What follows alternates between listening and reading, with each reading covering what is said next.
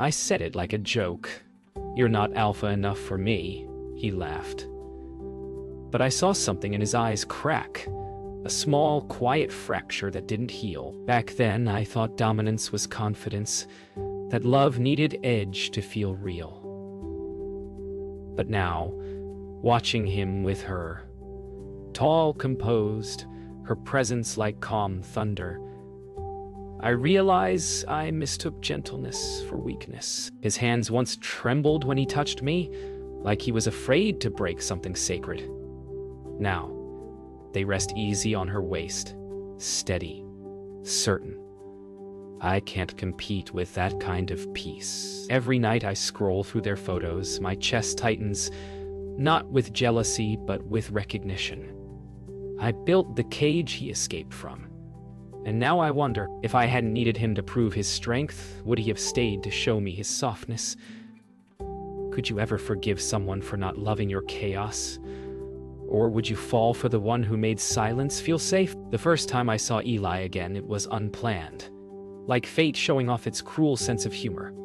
I was waiting in line at the farmer's market, pretending to care about avocados, when I heard his voice behind me, that soft, low tone I once called too gentle. My heart skipped, and for a second I wanted to turn, smile, pretend I'd moved on. But then I saw her, Clara. Her hand rested on his arm with such quiet certainty. They looked like two people who had already forgiven the world. I caught my reflection in the glass of a honey stall, expensive, restless, pretending. He saw me. Our eyes met for a breath, and the air changed. He smiled, polite but distant, like someone greeting an old song they no longer feel the rhythm of.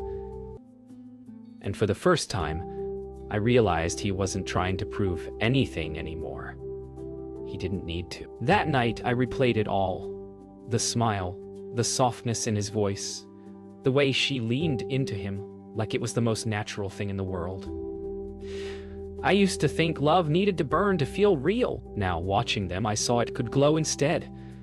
I poured myself another glass of wine, scrolled through old photos, us in the kitchen, him laughing, me looking away. I'd mistaken safety for boredom, thought dominance meant direction. Maybe I wanted someone to overpower me because I didn't know how to feel small without losing control. He gave me space. I called it distance. He gave me peace. I called it weakness. Now someone else calls it love. A week later, he texted me, just one line. "You seemed well." I stared at it for hours, tasting every word like a drop of poison and honey mixed together. I wanted to say so much that I wasn't well, that seeing him cracked something I thought had healed. But I typed, "You too," instead. That stupid smiley face felt like a bandage over a wound that would never stop bleeding. Maybe that's the cruelest part, knowing he still cares enough to check, but not enough to stay. I ran into Clara a few days later, alone this time.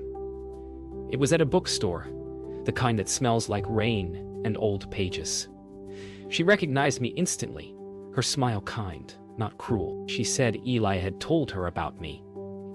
He said, "You taught him how to listen." That line broke me, because I remember the nights I yelled just to be heard, and he never stopped listening even then. We talked for a few minutes, small words covering big truths. When she walked away, I didn't feel hate, just an ache, soft, deep, almost holy. Maybe she wasn't the enemy. Maybe she was just the version of love I never learned to give. The silence after Clara left that bookstore felt different. Not empty, but cleansing. I walked home under gray skies, thinking about how I'd defined strength all my life. I thought being desired made me powerful, but now I see how exhausting it was to always need to be chosen just to feel real. I used to crave intensity. Now I crave peace. And maybe that's what Eli found.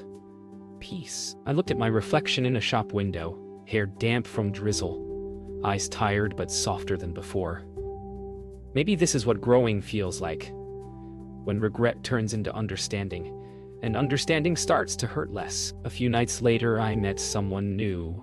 Noah. He wasn't like Eli. Confident, direct, the kind of man who fills a room without trying. When he looked at me, I felt that familiar spark again.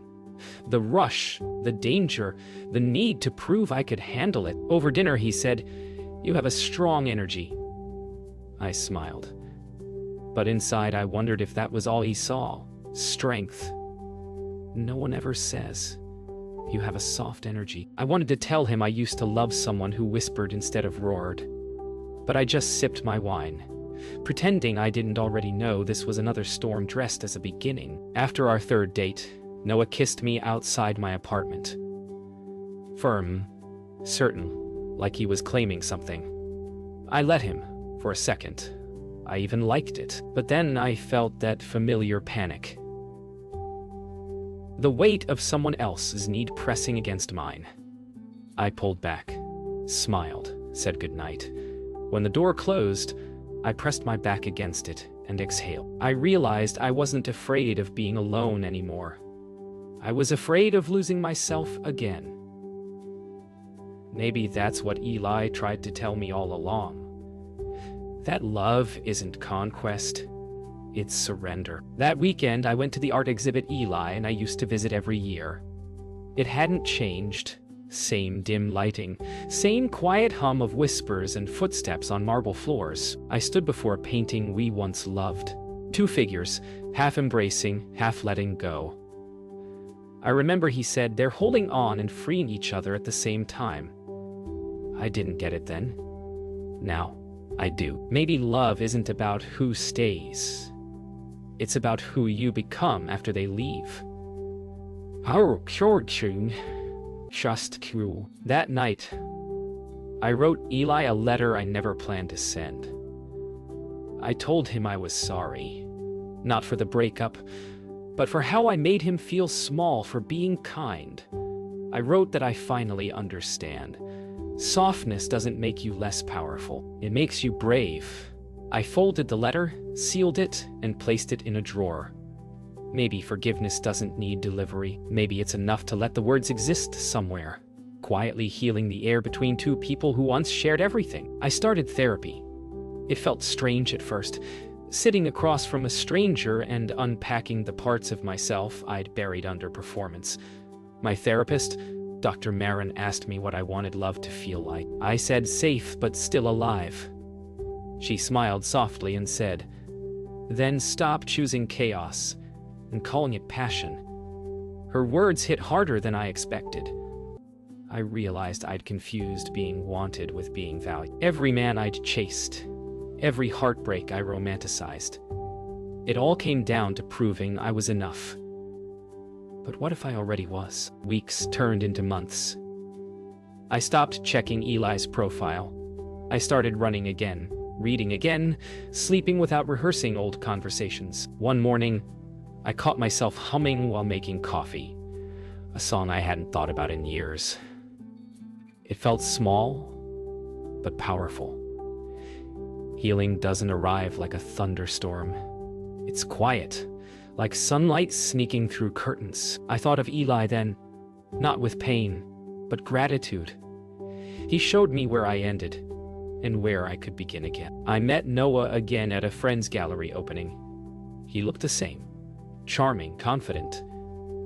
But this time I felt no pull. He asked if I wanted to grab a drink sometime. I said maybe, but I meant not like before. When he smiled, I realized I wasn't searching for approval anymore. Desire didn't need to be a transaction. Maybe I could love someone without needing them to fix me. Maybe I could want connection without losing my center. That night, I came home and lit a candle. No reason, no ritual, just a quiet moment with myself. I sat by the window and thought about the women we become after heartbreak, how we rebuild in silence, how we learn to sit with our own company without fear. I didn't need to prove I was alpha anymore. I didn't need to test someone's love to believe in it. I think Eli's softness planted the seed for this peace. I just wasn't ready to water it then. A message appeared in my inbox one evening from Eli. just 3 words. I read your letter. My chest tightened. I hadn't sent it, but maybe he found it. Or maybe fate did what I couldn't. His message ended with, "Thank you for seeing me." I stared at the screen for a long time, tears blurring the words. Then I smiled, a quiet, full smile, because for the first time, it wasn't about getting him back. It was about both of us finally being free. Spring came early that year. Soft sunlight, gentle wind, everything waking up again. I met Maya at a friend's dinner. She had this calm presence, the kind that doesn't fill silence, but deepens it. We talked about music, travel, heartbreak, the usual things, except with her, it didn't feel like performance. Her laughter wasn't loud, but it lingered. When she touched my hand to emphasize a story, it wasn't flirtation. It was grounding. I didn't expect to feel something again, not like this. Something that didn't burn, but warmed. We started spending more time together. Coffee after yoga, long walks that turned into sunsets. One afternoon, she asked about Eli. I told her the truth, not the story of heartbreak, but the story of growth. She listened without judgment. Then she said, "You sound like someone who's learning how to love gently." No one had ever said that to me. I realized love doesn't have to be gendered or owned or proven. It can just be, and maybe that's what I'd been searching for all along. A love that didn't demand I shrink or roar, just breathe. That night, I told Maya about my old pattern. Chasing intensity, confusing chaos with love. She nodded, and after a long pause said, "You can crave peace and still be passionate." That line sank deep. I realized passion didn't have to mean destruction. It could mean presence. We sat there in silence for a while, fingers barely touching. No promises, no expectations. Just 2 people learning how to exist honestly, moment by moment. When she kissed me for the first time, it wasn't fire. It was warmth. Slow, deliberate, like an exhale after holding my breath too long. My body didn't tense, it melted. And in that softness, I felt more alive than I ever did chasing storms. She didn't dominate or surrender. She met me. And maybe that's the secret. Love doesn't have to be a battlefield. It can be a homecoming. Later, we lay together in the quiet, her fingers tracing lazy circles on my arm. She whispered, "You don't have to choose between strength and softness. You can be both." I felt tears rise, not from sadness, but from recognition. For the first time, I didn't feel like I was performing love. I was living it. I thought of Eli then, of Clara, of all the lessons heartbreak left behind. And I knew, somehow, this wasn't a new chapter. It was the same story. Only this time, I was finally telling it in my own voice. It started with a conversation. Slow, careful, and terrifying. Maya said, "I've been with people before. In open relationships." My heart skipped. Old fears stirred. But her voice was steady. She wasn't asking for permission. She was offering honesty. She said she loved me, and that love for her didn't mean ownership. I thought I'd feel threatened, but instead I felt curious. Could love expand without break? I looked at her across the kitchen table, morning light between us, and whispered, "Maybe. I want to learn what that kind of love feels like." The next few weeks felt like walking a line between freedom and fear. We talked endlessly about boundaries, about jealousy, about what love meant when it wasn't confined. Maya was patient, transparent. I realized openness wasn't about sleeping with others. It was about choosing honesty over comfort. I started to see how control had always been my safety net. Letting go of it was like learning to breathe again, even when the air hurt. Maya met someone, Julianne, a painter. She told me before anything happened. My stomach twisted, but I listened. She spoke about him with respect, not hunger.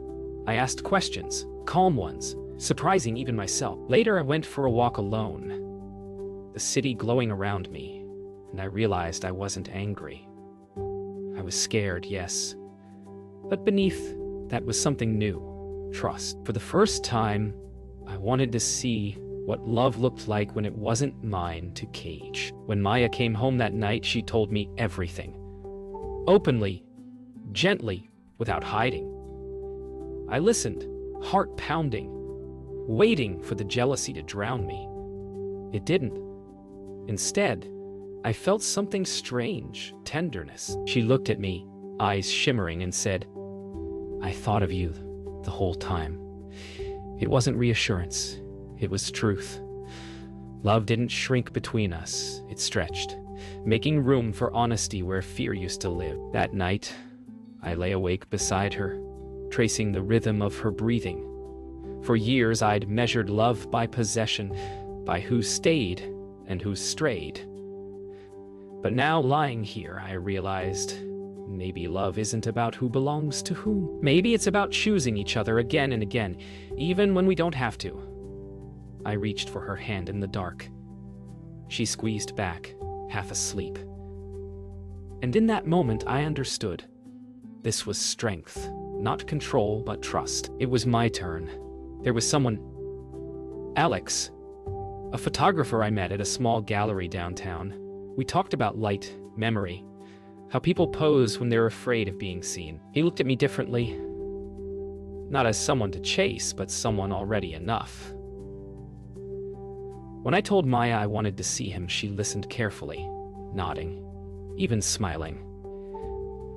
"Be honest," she said, "and be kind to yourself." I realized that openness wasn't about permission. It was about intention. I didn't want to escape Maya. I just wanted to see who I could be with the walls down. Our first date was slower than I expected. Dinner, laughter, no expectations. He didn't ask about my relationship. I told him anyway. His response was simple. "That sounds brave." Brave. Not complicated. Not messy.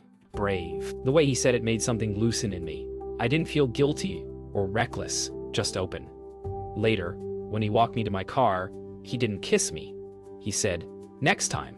It was restraint. It was respect. I hadn't realized how powerful patience could feel. When I told Maya about the date, she listened, curious, not jealous. "Did you like him?" she asked. I said yes. But it felt different from before. No fire, no tension, just ease. She smiled, touching my cheek. "Then I'm happy for you." Her eyes held that same calm certainty I'd once feared in Eli. Only now I understood it. Love didn't have to shrink when shared.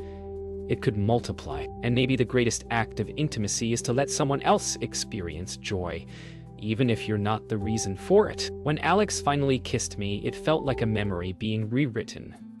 No performance, no chase. Just a moment that unfolded naturally. My body didn't tense. My mind didn't spin with questions. I thought about Maya, about how honesty had become the bridge between us. Later, as I walked home, the night air felt different, lighter. I wasn't falling into something new. I was expanding inside what already existed. That night, I came home and told Maya everything. The kiss, the warmth, the stillness. She listened quietly, nodding, eyes glistening, not with jealousy, but emotion. Then she whispered, "Thank you for trusting me."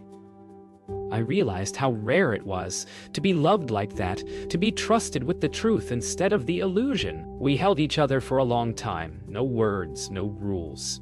Just the shared understanding that love, when honest, doesn't divide you. It multiplies your ability to see. It's strange how peace sneaks up on you.